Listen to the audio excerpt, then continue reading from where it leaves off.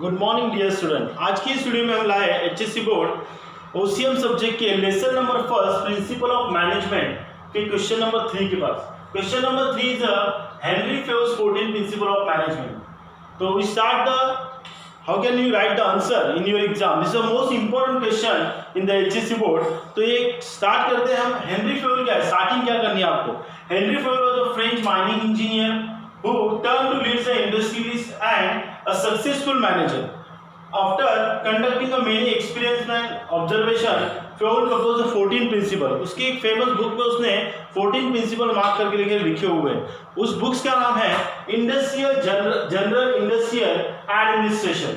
तो इस 14 प्रिंसिपल के बारे में आज हम लोग स्टडी करेंगे। 14 प्रिंसिपल है, ठीक से ध्यान देना, आपका बहुत ही इंपॉर्टेंट क्वेश्चन है। पहला प्रिंसिपल है आपका principle of division of work.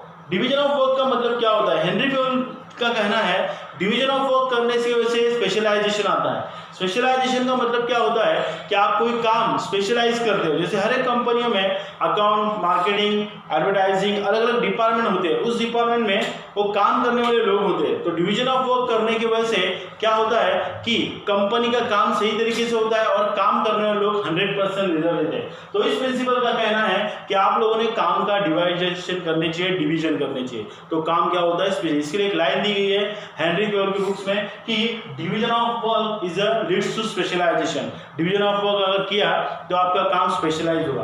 दूसरा प्रिंसिपल है principle of authority and responsibility. Principal of authority and responsibility क्या कहता है, अगर आपने मैनेजर को अथॉरिटी दी है तो उसी के साथ जिम्मेदारी मतलब रिस्पॉन्सिबिलिटी दी है। अगर मैनेजर को अथॉरिटी दी है कि उसे 1000 यूनिट पूरा करना है इस मंथ में, तो उसकी रिस्पॉन्सिबिलिटी जिम्मेदारी है कि वो सभी लोगों से टीम वर्क करके वो जो काम है वो पूरा करे और अथॉरिटी और रिस्पॉन्सिबिलिटी को क्या करे, पूरा करे। अथॉरिटी और रिस्पॉन्सिबिलिटी क्या कहती है, if you have the authority you are also the responsibility. अगर आपकी अथॉरिटी है, आपको मोबाइल दिए गए हैं, तो आपकी ये भी जिम्मेदारी है कि उस मोबाइल से कुछ हमारी पढ़ाई हो, स्टडी हो, ये भी आपको देखना चाहिए। मीन्स अथॉरिटी भी चाहिए और रिस्पॉन्सिबिलिटी भी होना चाहिए।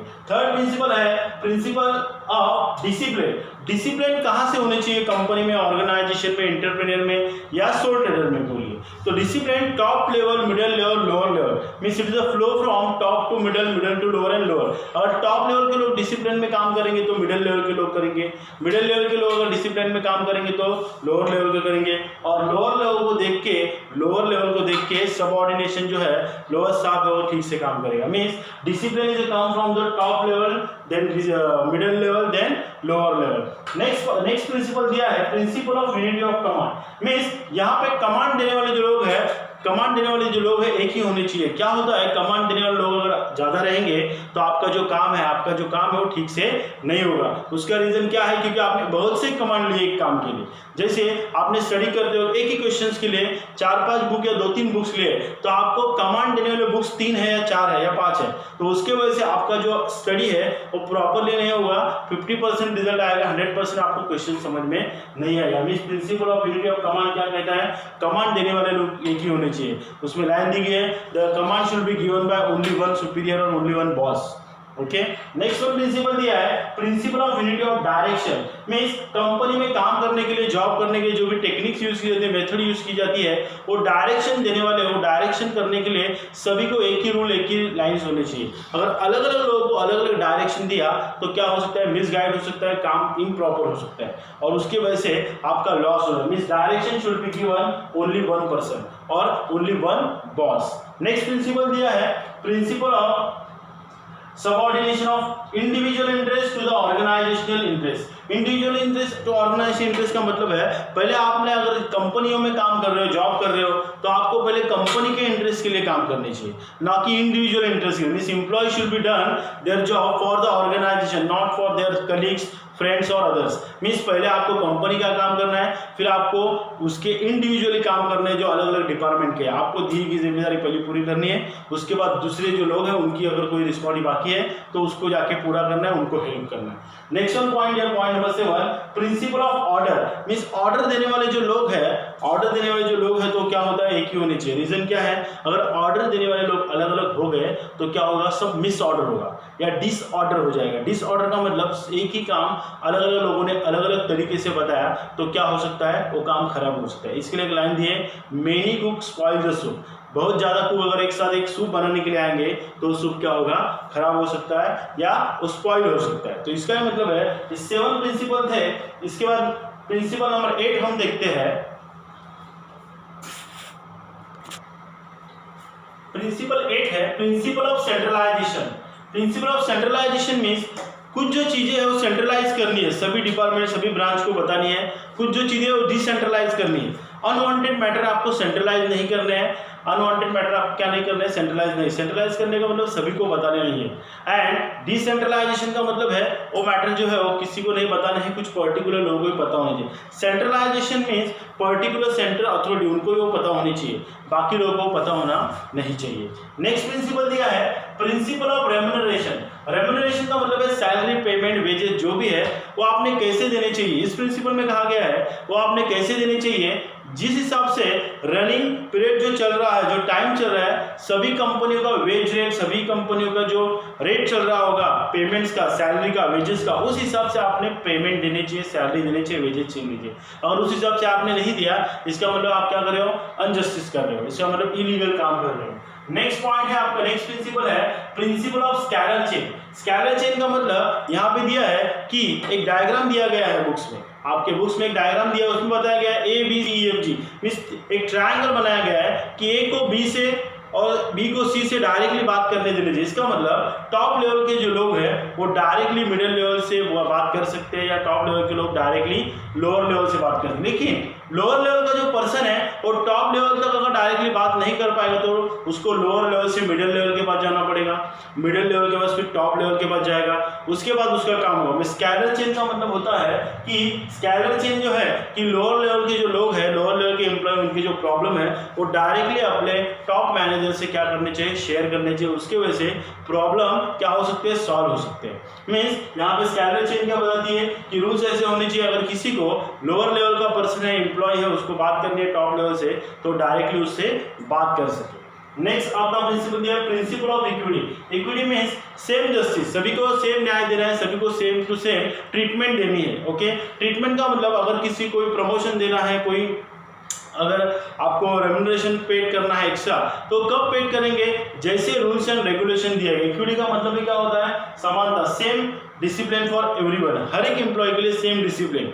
कोई भी एम्प्लॉय अगर प्रॉपरली वर्क कर रहा है तो उसका सैलरी पेमेंट बढ़ने चाहिए, उसका सैलरी वेजेस क्या होने चाहिए, बढ़ने चाहिए। मीन जैसे रूल्स दिए गए हैं पेमेंट्स के उसी के हिसाब से पेमेंट्स होना चाहिए। प्रिंसिपल ऑफ इक्विटी बताता है सभी एम्प्लॉय को सेम ट्रीटमेंट देनी चाहिए, every employ should be treat as a same level. Okay, next one principle है principle of stability of tenure. Tenure का मतलब होता है टाइम पीरियड। आप उस एम्प्लॉय को परमानेंट अगर करते हो तो ठीक से काम करेगा, अगर उसे पता है वो टेम्पोररी है, टेम्पोररी एम्प्लॉय है तो उसे वो काम करने आएगा, वो दिल लगा के काम नहीं करेगा। इसका मतलब है टेन्योर उसको पता होनी चाहिए, अगर वो प्रॉपरली काम कर रहा है तो उसे कुछ दिनों बाद या कुछ सालों बाद या कुछ मंथ बाद आपको क्या करना चाहिए, उसे परमानेंट में लानी चाहिए। परमानेंट एम्प्लॉय की जो भी फैसिलिटीज है उसको प्रोवाइड करनी चाहिए, उसकी वजह से वो प्रॉपरली काम करेगा, 100% ग्रोथ होगा। अगर उसे पता है कि यहाँ पे 6 मंथ का टेन्योर है तो 6 मंथ काम करना है, इसके लिए काम करेगा। अगर उसे पता चला कि प्रॉपरली वर्क करते हैं तो प्रमोशन होता है, टेम्पोररी से परमानेंट करते हैं तो क्या होगा कि उसको उसके काम में 100% रूल्स को फॉलो करेगा और 100% आपको रिजल्ट देगा। लेकिन उसको अगर टेन्योर आपने बताया नहीं कि परमानेंट है या टेम्पोररी है तो क्या होगा, वो सिर्फ काम पे आएगा, काम 100% नहीं करेगा। नेक्स्ट प्रिंसिपल दिया है प्रिंसिपल ऑफ इनिशिएटिव। इनिशिएटिव का मतलब होता है जो मैनेजर्स है, जो टॉप लेवल के लोग हैं या जो मैनेजर है, असिस्टेंट मैनेजर, उन लोगों ने पहले इनिशिएटिव लेना चाहिए। इनिशिएटिव का मतलब किसी काम में, किसी जॉब में या किसी पर्टिकुलर टारगेट अचीव करने में अगर वो इनिशिएटिव करेंगे तो क्या होगा, उनकी एम्प्लॉय इनिशिएटिव करेंगे। मीन्स इनिशिएटिव किस लिए होना चाहिए, काम के लिए होना चाहिए, अच्छे टारगेट के लिए होना चाहिए। अगर कंपनी के एम्प्लॉय, अगर कंपनी का मैनेजर इनिशिएटिव लेता है तो क्या होगा, कंपनी के एम्प्लॉय भी क्या लेंगे, इनिशिएटिव लेंगे। इनिशिएटिव क्या बताता है कि the superior must sacrifice own vanity. Unity का मतलब है उसका जो अहंकार है, गर्व, उसने क्या करने चाहिए, त्याग देने चाहिए, और उसी के साथ हर एक एम्प्लॉय से मिलजुल कर काम करने चाहिए, हर एक काम में उसने इनिशिएटिव लेने चाहिए। क्या लेने चाहिए, इनिशिएटिव लेने चाहिए। तो एम्प्लॉय भी क्या लेंगे, इनिशिएटिव। लास्ट प्रिंसिपल है प्रिंसिपल ऑफ स्पिरिट ग्रुप्स। इसका मतलब होता है टीम स्पिरिट। काम करने वाले जो लोग हैं उनमें स्पिरिट लाने का काम कौन करेगा, उनके जो टॉप लेवल के हेड है वो करेंगे। अगर मैनेजर है तो उसका असिस्टेंट मैनेजर जो है वो भी सही तरीके से काम करने चाहिए, उसका भी रिजल्ट या टारगेट अच्छा होना चाहिए। तो उसी के साथ टॉप लेवल के लोगों ने अगर टीम स्पिरिट में काम किया, टीम में काम करने वाले लोगों में अगर स्पिरिट लाया, तो लोअर लेवल के लोग भी क्या करेंगे, ठीक से काम करेंगे।